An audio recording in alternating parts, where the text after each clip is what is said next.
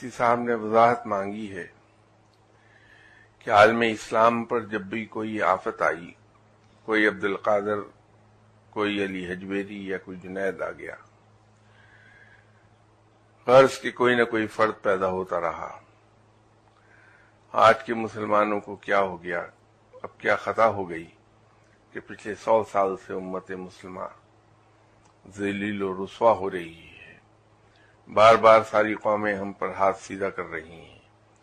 نیل کے ساحل سے لے کر طبقہ کے کاشغر کوئی مجاہد، کوئی بزرگ پیدا نہیں ہو رہا۔ اس دفعہ اتنا لمبا گیپ کیوں، آخر کیوں؟ مجھے یاد پڑتا ہے کہ میں نے کسی نشست میں یہاں ایک عرض کی تھی کہ اسلام کو زندہ تازہ اور اپنی اصلی صورت میں رکھنے کا ایک بندوبست یہ رہا ہے کہ روایتاً at the turn of each century ایک مجدد آتا ہے۔ تو 100 سال میں اسلام پر کلچر اور سوسائٹی کی وجہ سے جو گرد پڑ گئی ہوتی ہے، جو اس کا اصل رنگ گہنا گیا ہوتا ہے، مجدد آ کے اسلام کے ساتھ جڑ جانے والی تمام بدعتوں کو ختم کر کے اسلام کو اس کی اصلی صورت میں دوبارہ سے پیش کر دیتا، اس کی تجدید ہوتی رہتی ہے۔ یہ بالکل ایسا ہی ہے کہ جیسے گاڑی آپ استعمال کرتے ہیں، اس پر گرد کی تہ جمتی ہے تو آپ کا ڈرائیور اس کو صاف کر دیتا ہے، گاڑی نیچے سے پھر چمکتی ہوئی نکل آتی، گاڑی وہی رہتی ہے لیکن وہ چمکتی ہوئی نکلتی ہے۔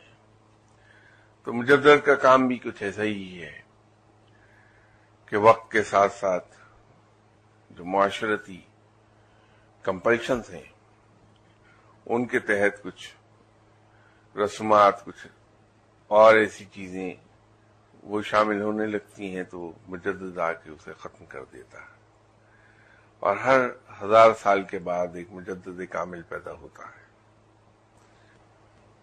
جب اسلام کو دنیا میں آئے ہوئے 1000 سال ہوئے تھے تو یہ وہ زمانہ تھا جس میں اکبر نے ایک نئے دین کو انٹروڈیوس کرا دیا تھا، اکبر اعظم، جو مغل اعظم کے نام سے بھی مشہور ہوئے، اور حکومت کا جبر اور وقت کا جبر کچھ ایسا تھا کہ اس کے خلاف کچھ زیادہ آوازیں نہیں اٹھ سکی تھیں۔ اس دور میں حضرت مجدد الافسانی دنیا میں آئے اور انہوں نے دین اکبری کو جڑ سے اکھاڑ پھینکا اور اسلام دوبارہ اپنی اصلی حالت میں رائج ہو گیا۔ اسی طرح ہر 100 سال کے بعد دوسرے لوگ آتے رہے ہیں، وقفہ زیادہ نہیں ہوا۔ فرق صرف یہ ہے کہ جیسے میں بارہا کہتا رہا ہوں کہ جتنے اہل اللہ ہیں، اہل علم ہیں، یہ اپنے آپ کو چھپاتے ہیں، اپنے علم کا ڈھنڈورا نہیں پیٹتے، خاموشی سے اپنا کام کرتے رہتے ہیں۔ وہ کام آج بھی ہو رہا ہے، جن کے ذمہ ڈیوٹی ہے وہ آج بھی اس کو کر رہے ہیں۔ یہ جو مسلمان آپ کو ذلیل و رسوا ہوتے دکھائی دیتے ہیں، اس سے تعلق قانون فطرت سے ہے، اس سے تعلق روحانیت سے نہیں ہے۔ جیسے پہلے کئی مرتبہ گفتگو ہوئی اس موضوع پر کہ قانون فطرت یہ ہے کہ جو کچھ بوئیں گے آپ وہی کچھ کاٹ لیں گے۔ اور اس ضمن میں ایک بات یاد رکھیے کہ دعاؤں کے سلسلے میں ایک حدیث موجود ہے آپ صلی اللہ علیہ وسلم کی کہ خلاف فطرت دعائیں قبول نہیں ہوتی۔ روحانیت والا کوئی شخص خلاف فطرت کام نہیں کرے گا۔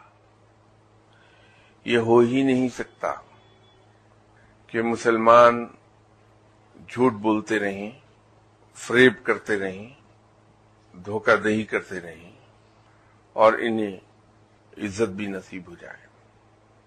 یہ قانون فطرت کے خلاف ہوگا۔ جو کچھ مسلمان کر رہا ہے اس کے نتیجہ جو ہونا چاہیے وہ اسے مل رہا ہے. لیکن جو ول آف نیچر ہے، وہ معاملات جو پس پردہ چل رہی ہیں، ان کا انجام یہ نہیں ہے. ان کا انجام بہت اچھا ہے اور اس کے ساتھ انشاءاللہ بڑی جلدی سامنے آ بھی جائیں گے.